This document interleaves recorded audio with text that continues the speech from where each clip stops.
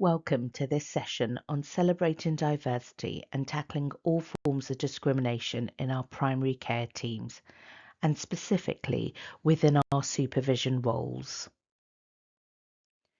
Here are the intended learning outcomes for this session. We will consider the multiple benefits of having diverse teams in primary care, explore the current climate and impact on our peers, supervisees and colleagues. We'd like you all to have a common baseline knowledge and understanding of what various terms mean, like privilege and microaggressions, and have included a glossary in the accompanying workbook. Specifically, in the context of supervision, we will explore what differential attainment, also called the awarding gap, is and its impact, and end with practical approaches to deal with discrimination and to manage it, to be an ally and an active bystander, and be able to speak up if it is safe to do so. Before we continue, let's pause to consider and jot down your answers in the workbook. What are the current challenges we face as a society? And secondly, what are the benefits of having diverse teams? Move on when you are ready.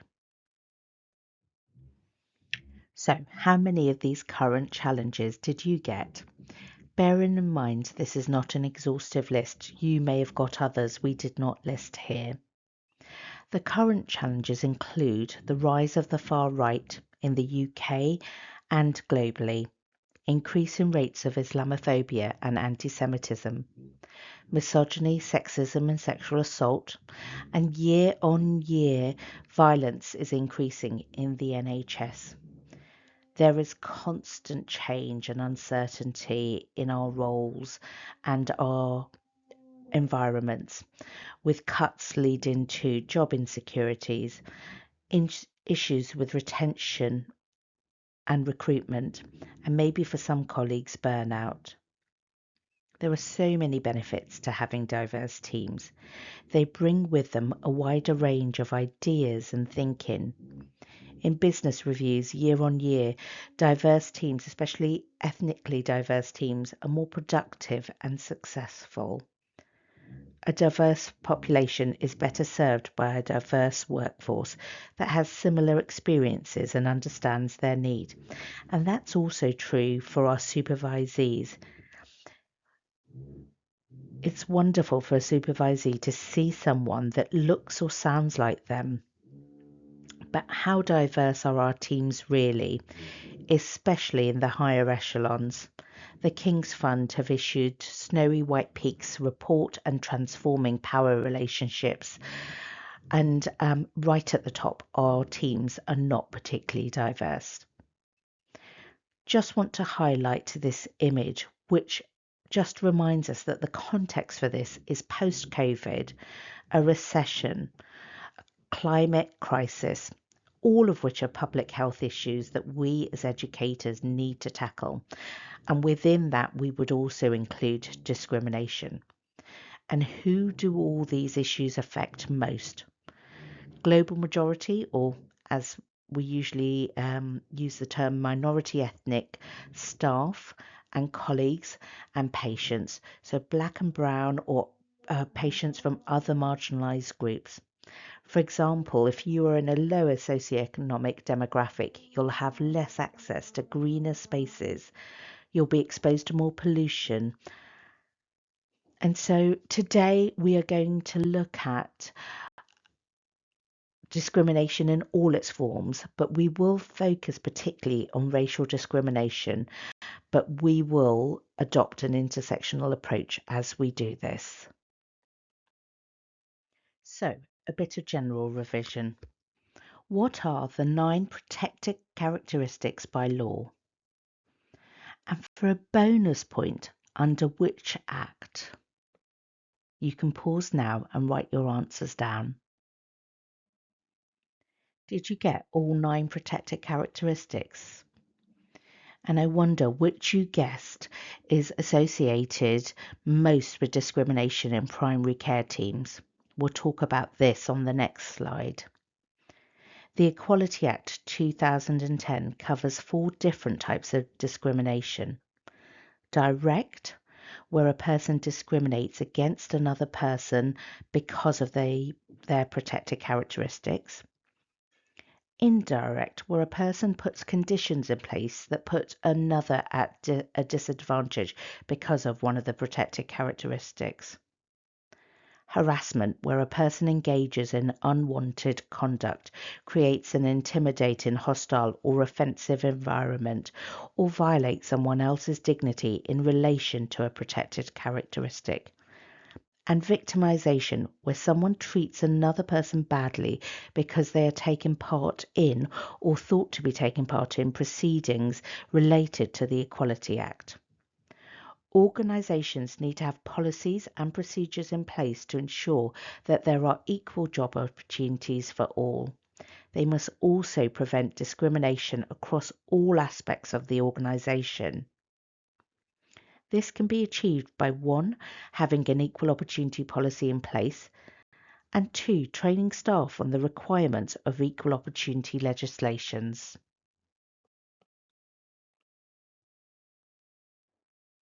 The Pan London Primary Care Workforce Race Equality Survey, otherwise known as RES, was conducted with 1,000 colleagues. As you can see, ethnicity was the most common characteristic associated with harassment and discrimination in primary care, above age, gender, religion, and disability. And sadly, when the survey was conducted, 1/3 of the incidents were from patients and nearly 20%, 1 in 5, were from colleagues.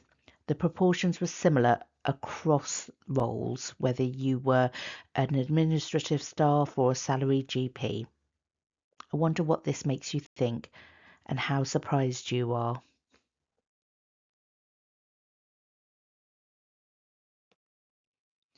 We appreciate for some of you these terms will be entirely familiar, but for those of you that might be a little bit less clear, we just wanted to highlight we are all human beings and therefore we all have unconscious biases.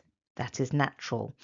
And what's really important is to recognize them and make them a bit more overt and conscious so they don't cloud our judgment, so they don't come out in language that might prejudice a certain group without evidence and falling back on stereotypes and generalizations.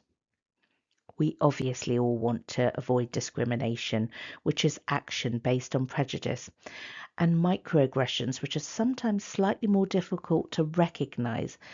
But if you are on the receiving end, the impact is huge. And so you have to believe the person if they say, this is how it made me feel, rather than being defensive and saying, I didn't mean it that way. A common example is asking, where are you from? Where are you really from? And when frequent, small comments occur like this, they might make you feel like you don't belong or that you are being othered. They can build up, and the metaphor that's often used is a death by 1,000 small cuts. We have mentioned intersectionality before, which is considering the impact of overlapping forms of discrimination and exclusion. For example, as a brown woman, I can experience racism and sexism. As individuals, we rarely fall into just one category. So thinking about intersectionality a bit more, first for yourself and then for a supervisee. The Social Graces model work by John Burnham, Alison Roper Hall and colleagues in 1992 was used to look at power imbalances and identity in GP consultations and makes us consider the importance of feeling safe and if we can really bring our whole selves to the environment that we are in. The wheel of power and privilege is also in your workbooks and may be a useful model to use alongside this. So you can take a brief pause to write down and consider, if you've never done this exercise before, two of your own privileges, situational advantages, some may call them, and potential disadvantages. I'll give you an example of my own. So I have many privileges. I'm able-bodied, have postgraduate degree level education, and potential disadvantages, not in all environments, may include my gender and my race.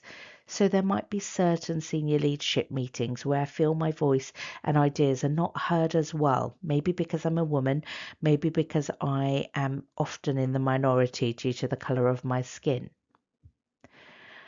So once you've paused and thought about your own potential privileges and potential disadvantages, now consider how these intersecting identities might impact a specific colleague or supervisee. Can they honestly bring their whole selves to work? And I just wanted to share with you some background research and information that might be useful when you're considering some of these intersecting identities. So there was a BMA and GLAD report, and GLAD are the Association of LGBTQIA plus doctors and dentists. So many of our LGBTQ plus colleagues don't feel comfortable about being open about their sexuality or gender in the workplace. Lots of homophobia and biphobia still exists within medicine, and especially transphobia in the current day and age. There's often low-level microaggressions, jokes and banter, and this happens quite commonly. And discrimination and harassment persist and are most common, but most of these incidents go unreported. There's also information and data about students, but it's likely that in postgraduate settings, these are similar. So the National Union of Students in 2018 found 1 in 3 Muslim students experience some form of abuse or discrimination or crime. And if they were female or LGBTQIA+, they were even more vulnerable. And the experiences of our disabled students in higher education often lead to many of them feeling excluded, and they have additional financial and bureaucratic pressures they need to deal with. Differential attainment is the term used to describe the unexplained variation in performance between groups who share characteristics, for example, ethnicity, gender, or disability, with those who do not share that. And this variation is not explained by accounting for example, prior academic performance. So, what else might be going on? Universities and institutions have started using the term awarding gaps instead to emphasize their role, and rather than a deficit model in the individual who doesn't need to be fixed, they are considering where the problems really lie. What's the role of the institution? The GMC report, Tackling Disadvantage in Medical Education, looks at postgraduate outcomes by ethnicity and demonstrates that disparities in exam pass rates based on ethnicity are significant and compounded by socioeconomic status. A higher proportion of white trainees are offered posts rather than those from ethnic minorities, and with very recent changes, international medical graduates will further be excluded. We invite you to take a pause and consider the following 3 questions. Do marginalised, or sometimes called minoritised, supervisees feel they belong and contribute, learn and challenge in the same way that other supervisees do? How do we improve the supervisee and supervisor relationships? Do you provide equitable access and opportunities for everyone? And finally, How would you manage the following scenario? Your supervisee, who is not white, tells you that the next patient does not want to see them due to their ethnicity and keeps asking, "Where are you from? Where are you really from?" You can write your answers down in the workbook and take a pause now. Continue when you are ready. We think this paper on providing a psychologically safe learning environment in a clinical setting helps to answer the questions that we asked you on the slide before. The 4 items circled in red we think are particularly relevant. Addressing unconscious bias, making sure you have a welcome and inclusive induction, cultivating trust and respect, and addressing power dynamics.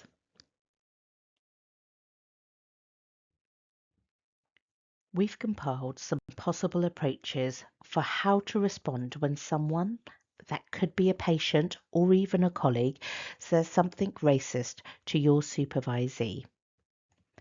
We should have a zero tolerance approach and policies to support this in practice, that we do not tolerate discrimination. But how easy is this to implement and for everyone to stick to? You could try this 4-step model of first repeating what you have heard, then pausing, thinking about what you want to say, taking a few breaths to settle our nervous system, and then clearly communicating that you do not agree. And also the 5 Ds of active bystander training. And you need to do which feels safe, not just for your supervisee, but for you too. It's always important, if you don't act in the moment, that you and take the delay option, that you check in with them afterwards. It's never too late. We have freedom to speak up guardians in North Central London if something needs to be escalated or just discussed outside of the practice. And documentation is always encouraged and needs to be brief and factual, but should include the impact on the person themselves. We hope you found this module useful and had an opportunity to pause and reflect on the benefits of diverse teams and the increased risks that some may feel being excluded, especially given the current social climate. We hope you found it useful to hear some of the key statistics about discrimination in primary care and higher education, and consider the impact on those with intersecting identities, including yourselves. We hope if it was new for you that you understand some of the key concepts about differential attainment and the awarding gap and their impacts. And finally, that you have some practical tips and applications to minimize exclusion and actively encourage inclusion, allyship, thinking about the law and your own policies. Thank you. And as always, we end with asking you to consider, what did you learn today? What do you want to revisit or explore in more detail? And more specifically, what is one little step that you will commit to doing differently because of this learning? And finally, here are some more resources and further reading, including a wonderful e-module on allyship from the Royal College of GPs, which you don't need to be a member to access.